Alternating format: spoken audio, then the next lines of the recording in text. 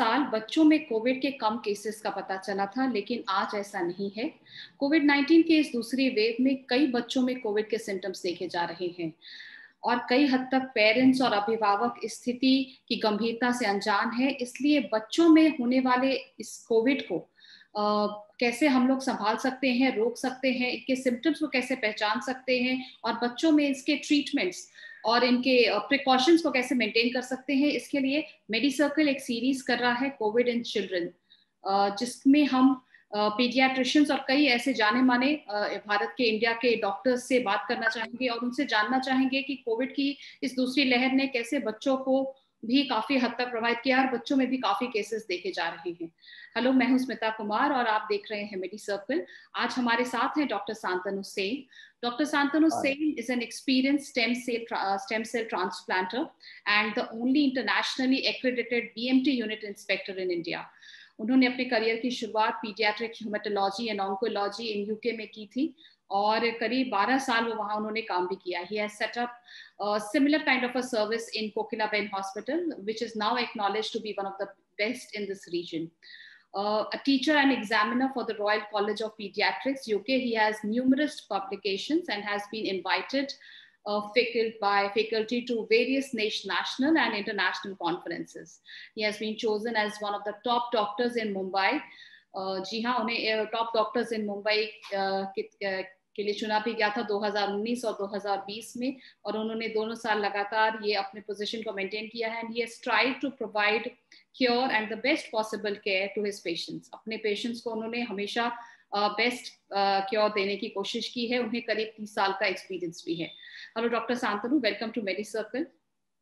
Thank you very much. It's always a pleasure आपके साथ आके एक साथ बात करने के लिए। Thank you very much for having me on your show. Really appreciate that. Yes, we are equally privileged, doctor Shantanu, कि अपने इस बिजी शेड्यूल से हमारे लिए समय निकाला, क्योंकि इस साल हम लोग कोविड का ये जो सेकेंड वेव एक्सपीरियंस कर रहे हैं वो काफी हद तक बच्चों में देखा जा रहा है। तो ये जो कोविड-19 वायरस के सिम्टम्स जो बच्चों में देखे जा रहे हैं डॉक्टर शांतनु, जो पिछले साल नहीं देखे जा रहे थे, आपको क्या लगता है कि बच्चों में सिम्टम्स बढ़ने के क्या कारण है? बच्चों में सिम्टम्स इस साल तो दो बात है। एक है, हम लास्ट ईयर में जो कोविड-19 का जो हमने देखा था उस टाइम बच्चों में इसका उतना असर नहीं था। रेयरली अगर एक या दो पेशेंट भी है जिसको कोविड हुआ है, अगर हुआ भी है उसको काफी माइल्ड तरह की इलनेस था, किसी को उतना सीरियसली इफेक्ट नहीं किया। रेयरली एक या दो बच्चे को ही हॉस्पिटल में आने का जरूरत पड़ी थी।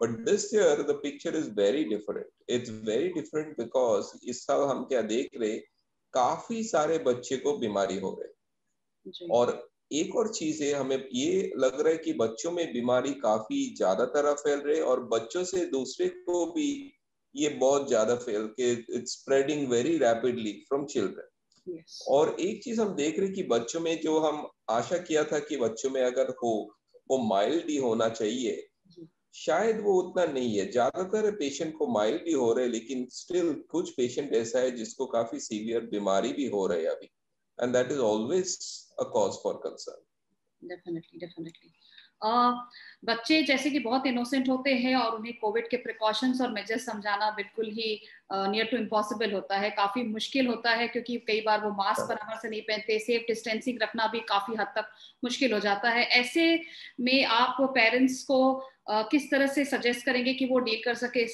सिचुएशन के साथ, क्योंकि बच्चों के साथ ये सिम्टम्स और ये प्रिकॉशंस मेंटेन करना काफी दिक्कत हो जाती है?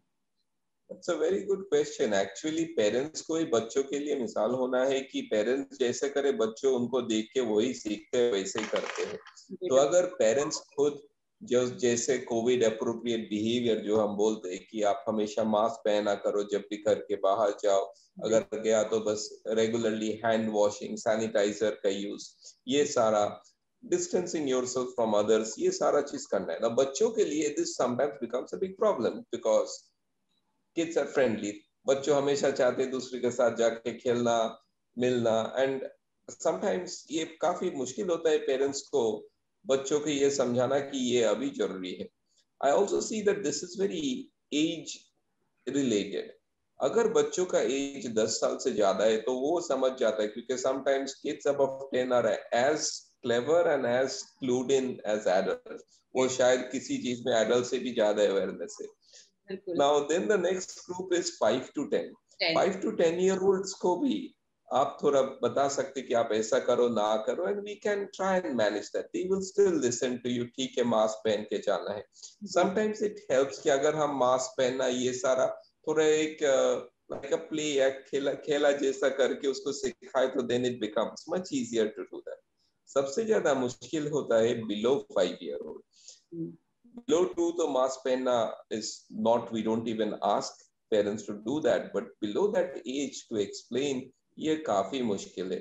So all we can do भी से ठीक है आप ट्राई करो जितना हो सके, लेकिन अगर ना हो then we have to take over on behalf of the children। उनके ही हाथ में थोड़ा सैनिटाइजर लगा के क्लीन करना, keep on putting the mask to keep them safe, and more important अभी जो है ना बच्चे को घर में रहना, because I think the time has come कि हमें हमारे बच्चे को हम लोगों ही प्रोटेक्ट करना है as parents, which means we have to keep them isolated। घर में ही उसको थोड़ा सा अभी के लिए रहना जरूरी है, and that's what we have to say।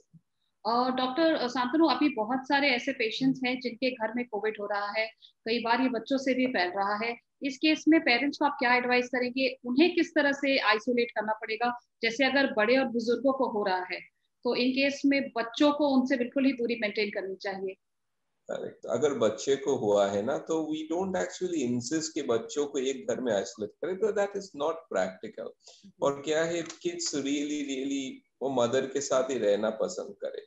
तो अगर कई कई फैमिली में ऐसा होता है कि घर में थोड़ा बुजुर्ग है, ग्रैंड पेरेंट्स है जो काफी एल्डरली है, तो उनको प्रोटेक्ट करना बहुत जरूरी है।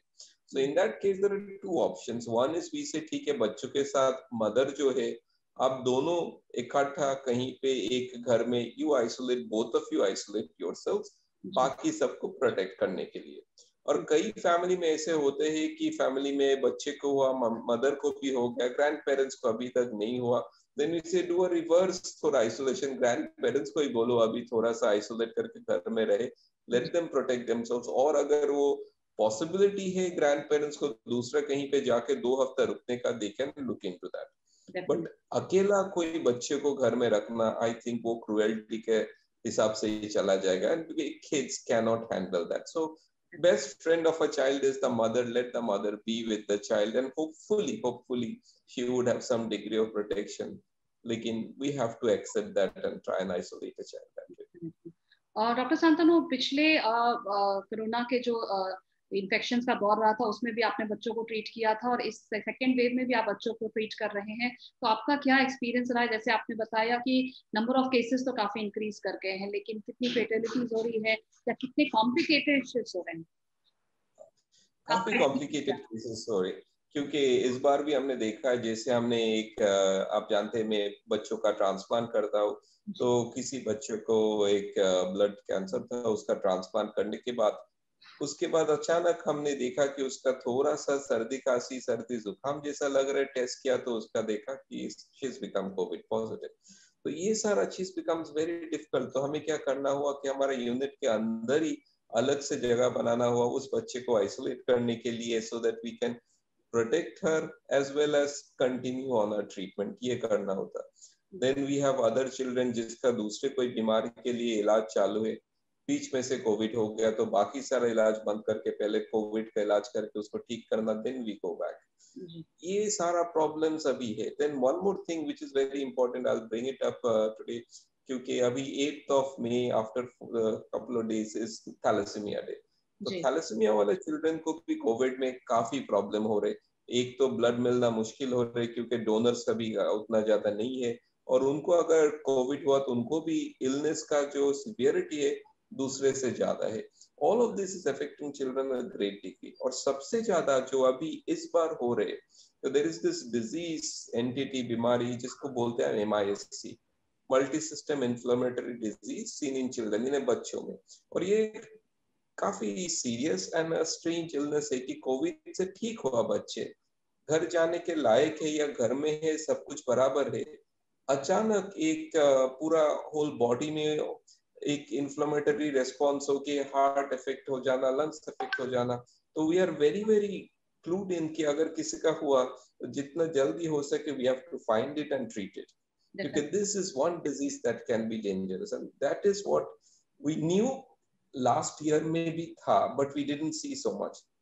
इस साल में इस टाइम जो कोविड आया इसमें काफी हम लोग ये MIC देख रहे, so we are all become quite cautious कि इसको हम ठीक तरह से देखें. We have to treat this aggressively and properly. I think in that collation of information is also very necessary. बहुत सारे डॉक्टर्स जो इन तरह के पेशेंट्स को देख रहे हैं वो अपने एक्सपीरियंसेस शेयर करें. इनफैक्ट गवर्नमेंट ऑफ इंडिया पे जिस तरह के कोविन की वेबसाइट्स है वहाँ पे इस तरह की वेबसाइट्स भी हो जहाँ पे डॉक्टर्स फ्रीली अपने केस हिस्ट्रीज और ये डाल सके, ताकि आगे अगर कोई डॉक्टर इस तरह के बच्चों को ट्रीट कर रहे हैं तो किस तरह के पैरामीटर्स मेंटेन करने चाहिए और किस पैरामीटर्स पे खासकर ध्यान देना चाहिए, ताकि हम लोग काफी हद तक छोटे बच्चों में होने वाली इस तरह की बीमारी को रोक सकते हैं. आपका क्या कहना है? Absolutely true, and कुछ काम इसमें ऑलरेडी हो चुका है. So ICMR और एम्स का डॉक्टर लोगों ने कुछ गाइडलाइंस बना के सबको भेजा, तो उसके हिसाब से ट्रीटमेंट चालू करने से we can protect the children. Plus हम लोगों के बीच में भी रेगुलरली जो वेब मीटिंग सेमिनार वगैरह उसमें भी हम लोग काफी ये डिस्कस करते हैं. और plus social media social networking के ऑलवेज कि दूसरे से सब मिलके दूसरे से एक्सपीरियंस से सब सीखे कि कैसे इस बीमारी को ठीक करना है, बीमारी से जूझना है और आगे बढ़ना है, so that we can keep our children safe. We do that all the time. चलते चलते एक आखिरी सवाल पूछना चाहूंगी डॉक्टर शांतनु. सोशल मीडिया और बहुत न्यूज में भी ये आ रहा है कि ये जो third wave of corona virus है वो भी एक्सपेक्टेड है और वो काफी हद तक बच्चों को हिट करेगा और काफी फेटल होगा. आप इसके बारे में कुछ बताएंगे? It's very tough क्योंकि अभी अगर आप देखें तो we are still right in the middle of the second wave और ये second wave काफी dangerous हो चुका है. Now we are seeing कि अभी we are predicting कि एक तीसरा wave अक्टूबर नवंबर के आसपास आएगा. And हाँ जैसे आपने बोला बच्चों में थोड़ा ज्यादा होने का chances है, which means that हम लोगों को we can't lower our guard. अगर हमें ये सेकेंड वेव से आगे बढ़ना है and then we have to fight ये तीसरा वेव के लिए भी, इन ये जो सारी चीज हम कर रहे हैं कि protecting ourselves against the virus, ये सब कुछ लगातार चालू रखना है. आई ऑल्सो होप कि जब तक when we are in the middle of the third wave, hopefully we should have a better understanding कि ये बीमारी को हम कैसे ट्रीट करें, बेटर अंडरस्टैंडिंग कौन सा मेडिसिन काम कर रहे हैं, कौन सा मेडिसिन में उतना काम नहीं हो रहे. We have some better idea how to look for new complication. और ये एक चीज है, each and every time we see a new strain of the corona virus coming through, उसका बिहेवियर कुछ अलग है, उसका सिम्टम्स कुछ अलग है और उसके हिसाब से our knowledge also changes and we know how to treat them, and that's what we'll have to do again and see what happens. साथ ही साथ बच्चों को प्रोटेक्ट करने के लिए आई होप तीसरे वेव के पहले हमारे पास बच्चों में वैक्सीनेशंस के जैब्स डालने के लिए प्रोविजंस हो जाए, सो दैट कि हम बच्चों को भी वैक्सीनेट कर सके और कम से कम उन्हें माइल्ड इन्फेक्शन ही हो, अगर वो हो भी रहे कोरोना वायरस के इन्फेक्शन तो वो काफी फेटल ना हो और आगे स्प्रेड भी ना हो. Correct, and that is very needed क्योंकि अभी तो एटलीस्ट अभी I am very very happy कि अभी इंडिया में 18 साल से ऊपर सारे सबको वैक्सीन के लिए we have said open it up, and that is very essential क्योंकि ये सेकेंड वेव में एक और चीज हमने देखा है कि it has been younger people 30, 35, 37 year old, 40 year old, जिसमें ये बीमारी काफी सीवियरली हुआ है. एंड very sadly काफी ऐसा patients इस age group में we haven't been able to save them. Mortality भी इस age group पे, इतना age group में काफी high है, and that is very tragic and very sad.